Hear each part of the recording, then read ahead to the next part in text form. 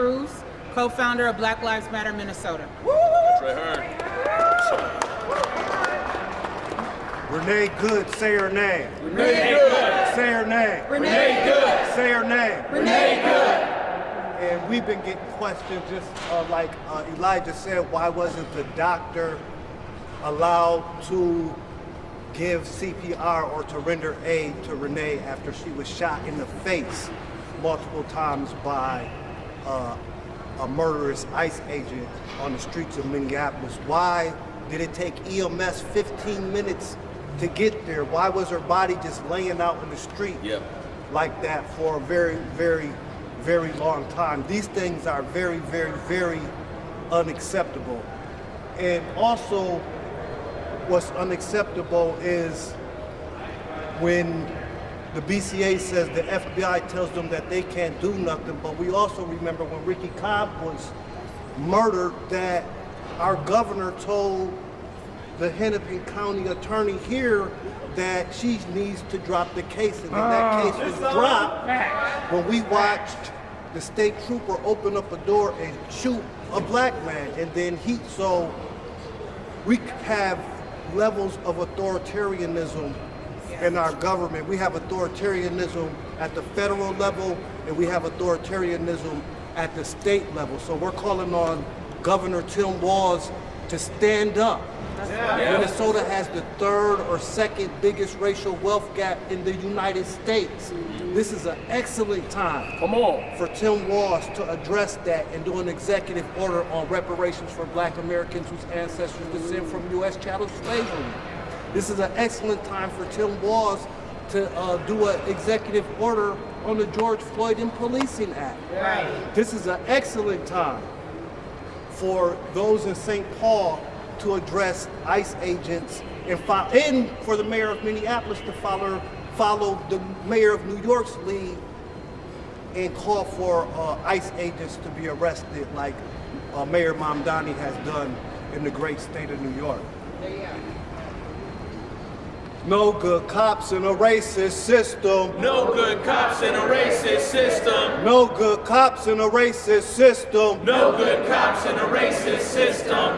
So we have this racist system, and for a long time, this racist system would harm and just hurt black people. And you guys just see black people coming out and you think, oh, they're just complaining, but now you're seeing it spilling over into your community. White supremacy and institutional racism has no boundaries. It's murderous. It kills and destroys, and if it continues to go unchecked, it can creep into everyone's household. So let's come together as Minnesotans. Let's come together as Americans. Let's just come together as the human family and stand up to white supremacy and institutional racism as a community and as a nation together.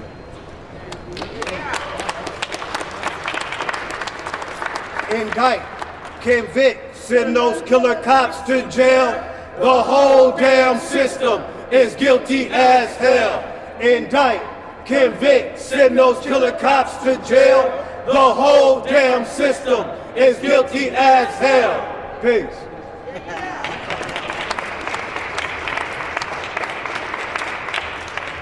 We have just a couple more speakers. Next, we'll hear from Satara Strong Allen, a longtime organizer and the executive director of Love First. Let's welcome her.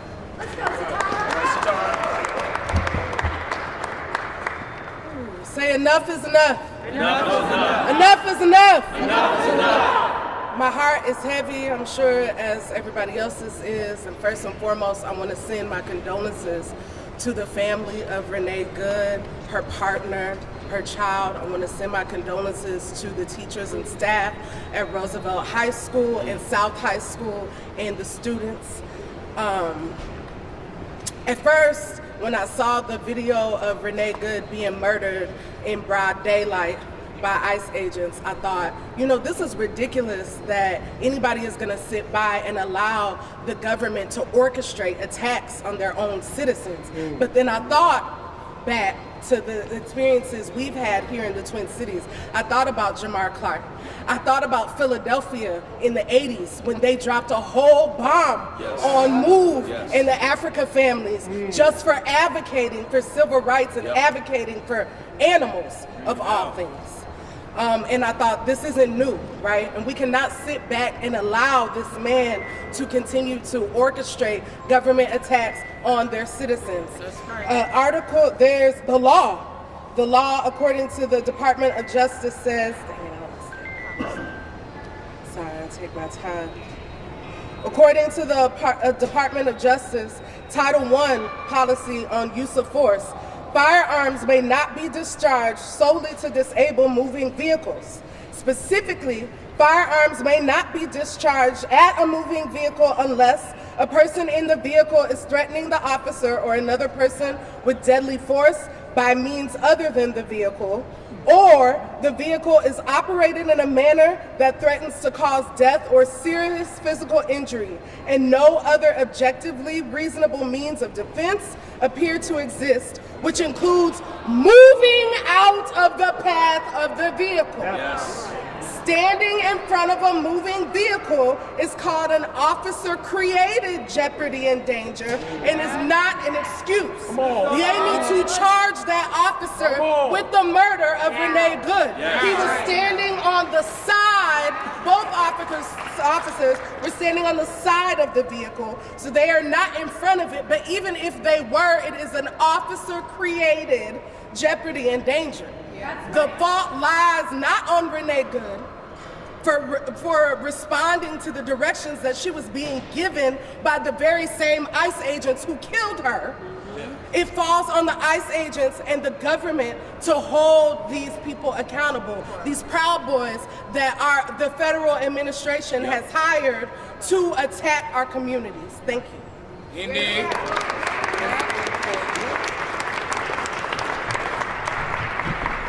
For our last speaker, Tashira Garraway Allen, Families Supporting Families Against Police Violence. Let's welcome her.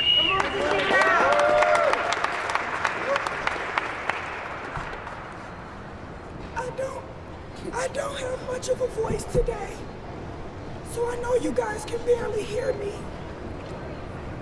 But I needed to come out and speak today because you guys are witnessing what our families have endured over and over and over.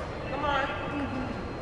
You guys are seeing them do an active cover-up after we seen with our own eyes what happened.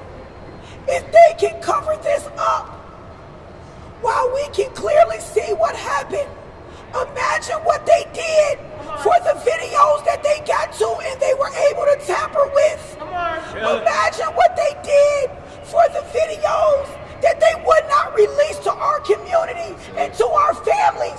The only difference this time is they didn't have access to the videos. Our community had the access to the videos. That's why we got the truth.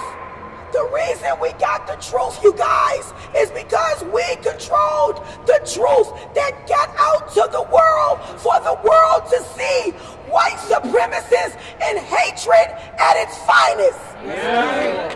But white supremacy does not care who it kills.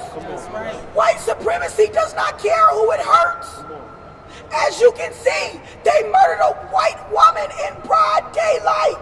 White supremacy has one agenda, and that is to control and to stay at the top while people that believe in equality remain at the bottom. Renee Good believed in equality, and she was out there observing, and they murdered her, and we see what happened. But the moral of the story is think about Justin Tigan, who his family has a lawsuit against this same building right now, has a lawsuit because they would not release the videos of the truth of what happened to him. Think about Ricky Cobb. We just stood in this building a year and a half ago for Ricky Cobb. And the governor told Mary Mariotti to drop the charges. created the stage for what ICE came in here and did to Renee when you denied our families of justice. When you delay justice, you deny it. And an injustice done to one of us is an injustice done to all of us. So this is the time that we band together more now than ever before. Do not argue with each other. Do not go back and forth. We must band together because we have a bigger enemy at large that hates all of us, and that's white supremacy. Thank you.